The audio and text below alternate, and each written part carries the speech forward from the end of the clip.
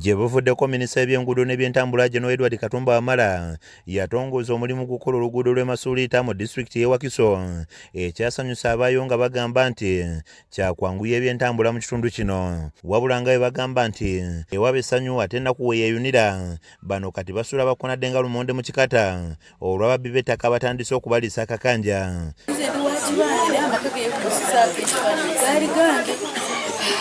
Abatuuze bagamba nti abafere bakolagana n'abakozi mu yafeesi y'eby'ettaka ku disitulikiti y'e Wakiso ne babawa ebyapa ebijingirire bye bakozesa okubagobaganya ku ttaka lyabwe.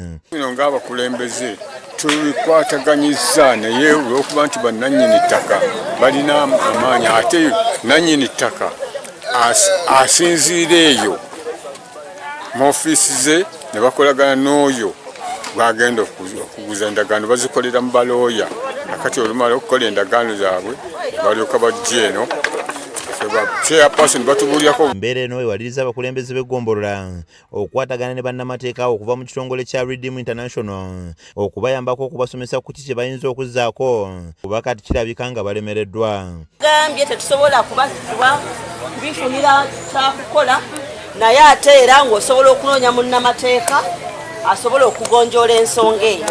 Irene Namyalo okuva mu kitongole kya Redeem International annyonnyodde embeera gye basanzeemu abantu nga bangi babbibwa lwa butamanya. Gavumenti eyongere okubangula abantu kubanga abantu babbibwa olw'okuba tebamanyi kyakukola naye nga ekibba ttaka naddala mu Wakiso muno kiyitirivu. Abantu basobeddwa, abantu tebamanyi kyakukola bagamba tuddukire eno tuddukire tebamanyi kyakukola.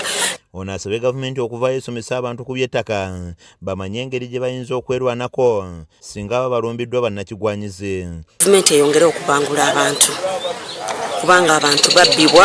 Abakulembeze bakomewo mu bantu babawe ku ssuubi kubanga ddyo libaweddemu. Tewali kizibu nga kubulwa w'olimira mmere, kubulwa w'oziika muntu wo, kubulwa weweebaka. Abatuuze baliko bye boogedde era ne basaba ekikwatako okuva babataase kuba kati batuuse okufuuka emmomboze. Obuzibu bwe tufunye mu by'ettaka looya bw'abadde asomesa wali atugambye nti kano okutusalako kiba kyaffe kya buntu tekiri mu mateeka era tukkirizibwa ne tukkiriza batusaleko n'oba neyiikaazi bbiri ne mugaba n'obeemu ku emu ne batulaganya nti bagenda tuwa ekyapa naye n'ebyapa tebabireeta. Muba mwakamaliza bwe muti nga bo baleese abaguzi nga batunda abaguze batutira ekitundu kyo nga bazimbawo. Nga gwe tukuba tusaba buyambi obunaatuyamba kwekyo ekituluma. Ewa biyinja Edward Mulindo yatubbira amataka gaffe gonna n'agatwala n'amenya nekyakyovu Uganda n'atusira emyaka eno. Naye tusaba gavumenti yetuyambe kubanga tubundabunda nayina yiika 10 nasigaza fuuti 3 wennadde okubudama tubonaabona mu nsi yaffe. Kizza Peter yakusakidde eggulire lino ku Rakes TV Agaleero.